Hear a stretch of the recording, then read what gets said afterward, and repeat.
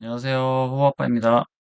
오늘은 어제에 이어서 스페이스X IPO 대응 전략을 하나 더 가져왔습니다. 오늘 가지고 온 전략은 롱숏 레버리지 ETF를 이용한 데이 트레이딩입니다.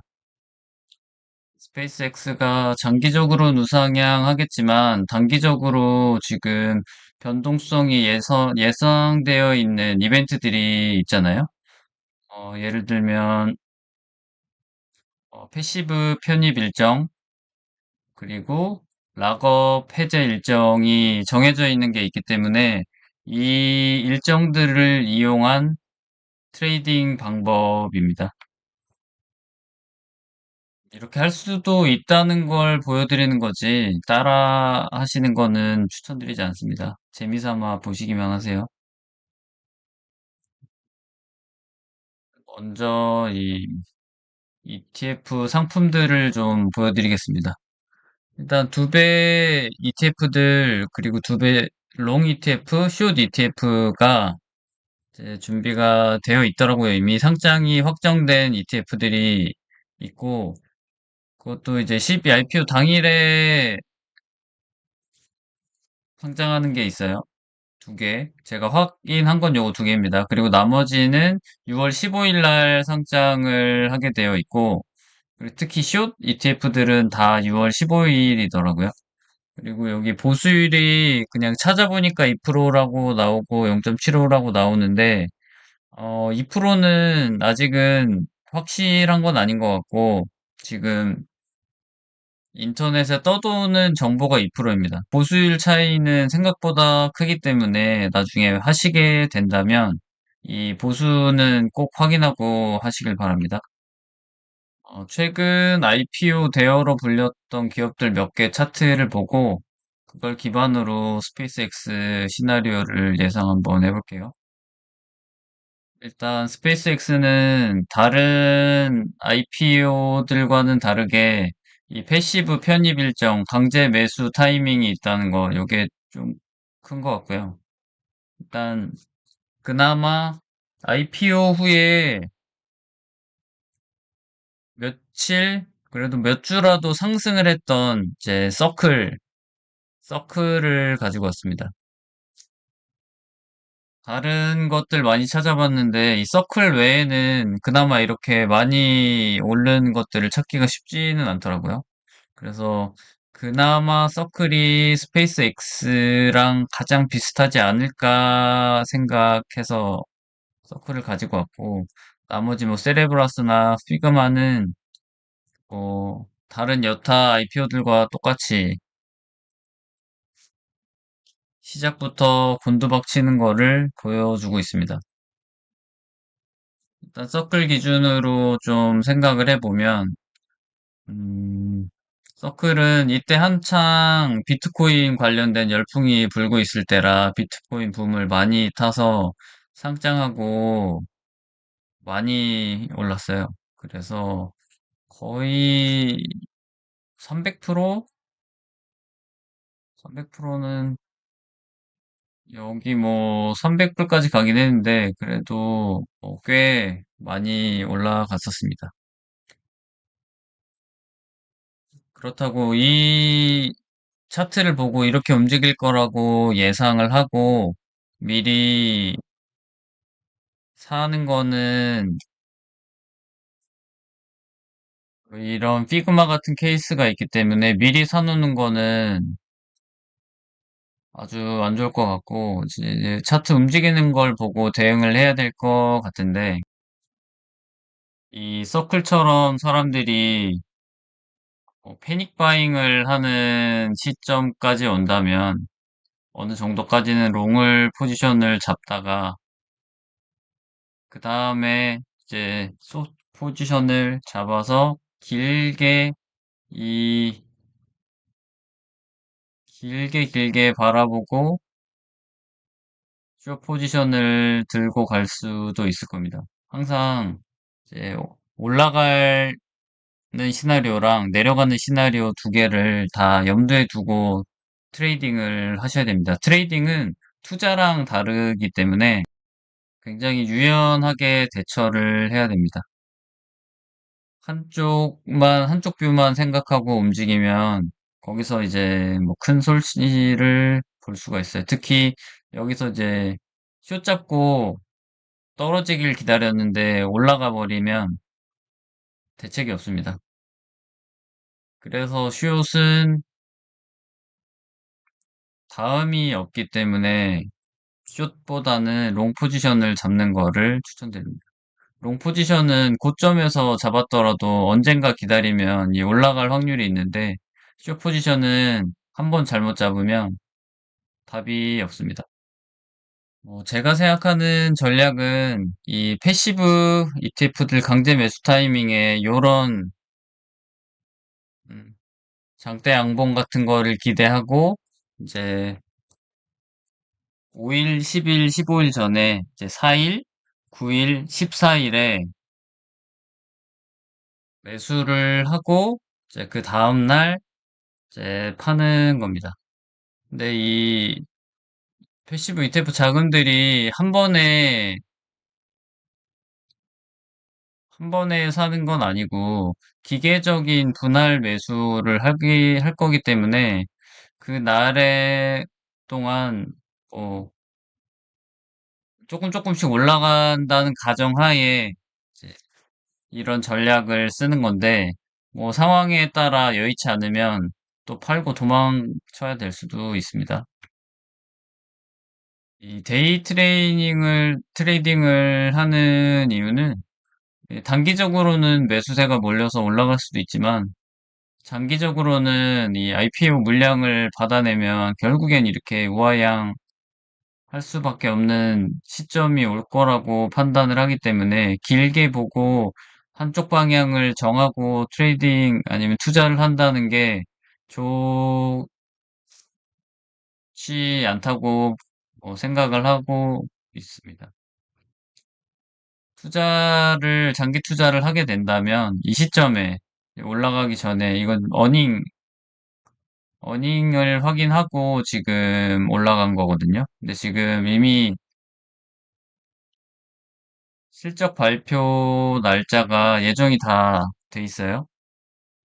Q2 실적 발표 8월 중순, Q3 실적 발표 11월 초중순.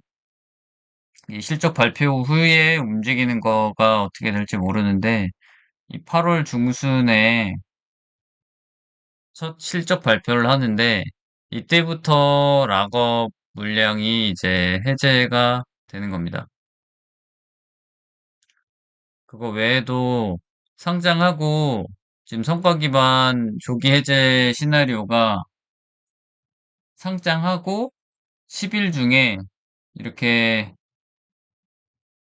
피그마처럼 피그마처럼 상장 후 10일 동안에 5일 동안이라도 공모가의 30% 이상 올라가 있으면 락업 물량이 바로 해제됩니다. 10%인가 보네요. 10%?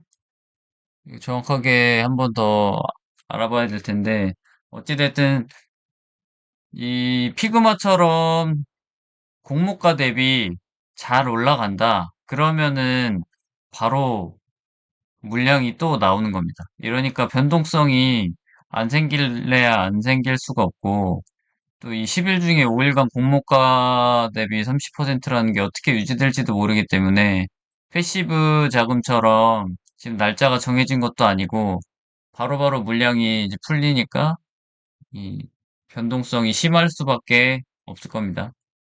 특히 이 10일 동안은 정말 심할 수도 있겠네요. 5일 동안 계속 30% 이상 유지했으면 5일째에 러셀이 매수를 시작하고 반대로 물량이 또 락업 물량이 해제가 될 수도 있고 아, 정말 예측할 수 없는 시장일 거라 단기적으로 반도체나 이런 많이 올랐던 지금도 이 공모에 700억이 몰렸다고 하더라고요. 이제 개인은 근데 이 공모를 참여하려면 그 돈을 넣어야 되거든요.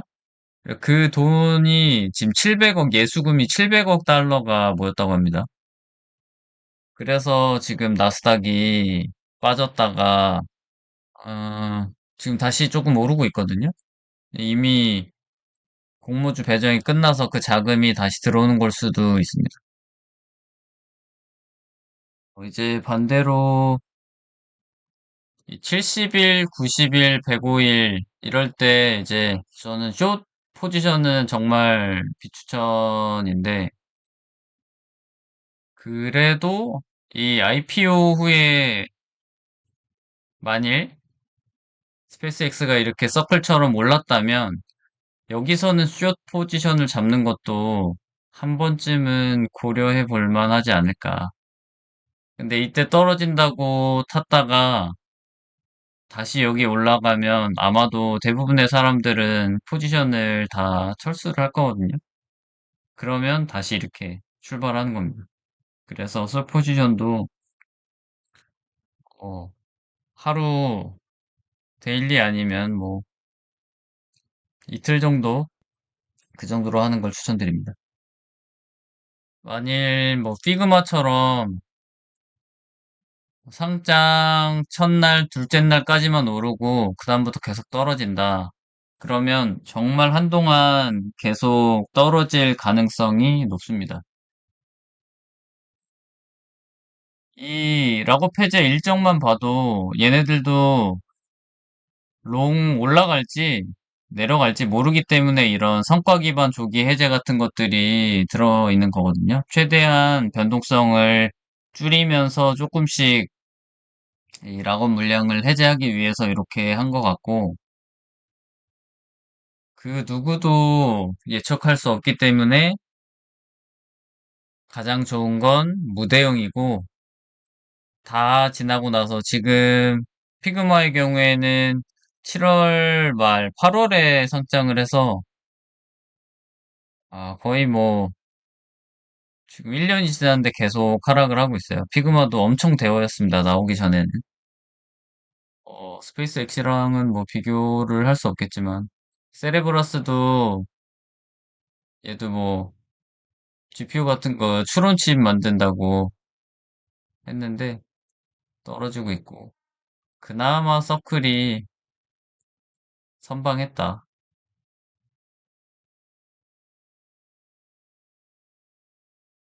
사실 이미 스페이스X에 관심 있었던 분들은 1년 전부터 준비를 하고 투자를 하셨을 거고 이미 재미 보고 엑싯을 다 나가셨을 거고 이제 이 IPO가 뭐 6개월 후에 락업 물량이 다 해제가 되는데 그때 가서 이제 매수하고 대응해도 늦지 않다. 지금 서클도 6월에 상장해서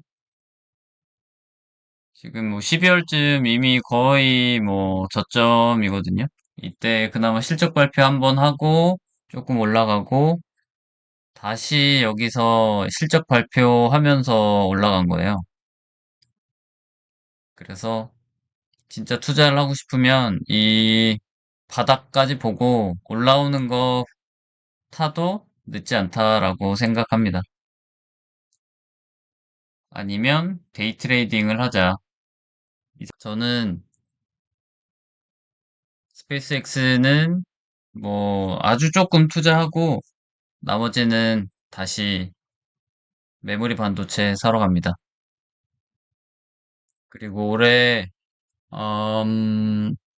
스페이스X 말고도 연말에 엔트로픽 그리고 내년 뭐 내년 언제 할지 모르겠지만 내년에도 오픈 AI가 상장을 할 것 같은데 그 상장 주관사들이 이 수수료를 받거든요. 수수료를 받는데 어, 스페이스X는 워낙 이제 대규모 총액이 크다 보니까 0.75%로 일론 머스크가 쇼부를 친 것 같더라고요. 네, 일반적으로 한 2% 정도의 수수료를 내요. 뭐, 뭐 계산할 필요도 없겠구나. 뭐 1%라고 가정을 했을 때 이번에 1천조짜리 IPO면 그냥 1조를 상장사는 그냥 가져가는 거거든요. 그리고 엔트로픽도 클 거고 오픈 AI도 규모가 엄청 클 건데 뭐 이렇게 증시 불장에 상장 주관사인 골드만삭스 그리고 모건 스탠리를 아마 제가 이렇게 생각할 정도면 이미 올랐을 것 같은데 이런 거를 사는 것도 나쁘지 않을 것 같습니다. 이걸로 오늘 마치겠습니다. 감사합니다.